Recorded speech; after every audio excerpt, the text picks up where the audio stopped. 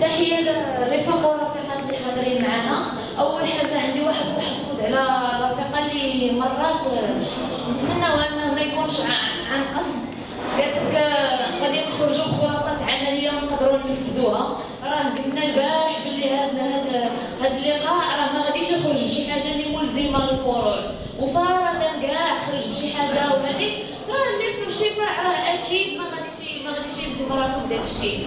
وثانيا قالت في البداية ديال هذه الجلسة قالت لك حضر 26 تنسيقية. قلنا البارح بلي ما حاضرينش غير تنسيقيات، ربما كانت تبدل ديك التنسيقيات تشوف دير ليها شي تخريجات اخرى.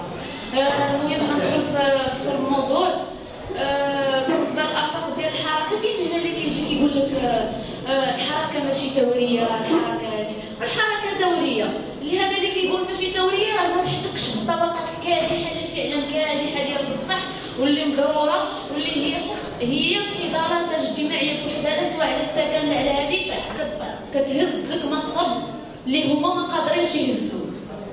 بالنسبة للآفاق ديال الحركة كنقول بلي الحركة ما خاصها تجبر وسط مختلف ديال الفئات، ما نبقاوش مقتصرين على فئة معينة، خاص مختلف الفئات. كنا غاديين في المسيرة خاصنا نشوفوا فيها جميع الفئات، راه من الفقير اللي ما عنده حتى حاجة، المثقفين، طباء، محامين، خاصنا نحاولوا ندخلوا وسط هذه الفئات.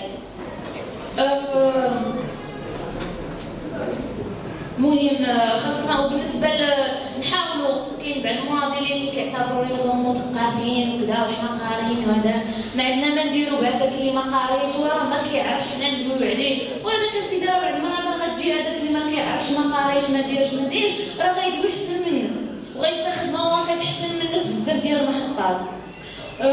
بالنسبه اللي كيقول لك عجبتني واحد الكلمه ديال الاحلام الورديه وهذه ديك المعارك الجهويه ولا معركه وطنيه ولا هذه راه احلام ورديه، كنعتبرها انا هذيك رومانسيه كاع.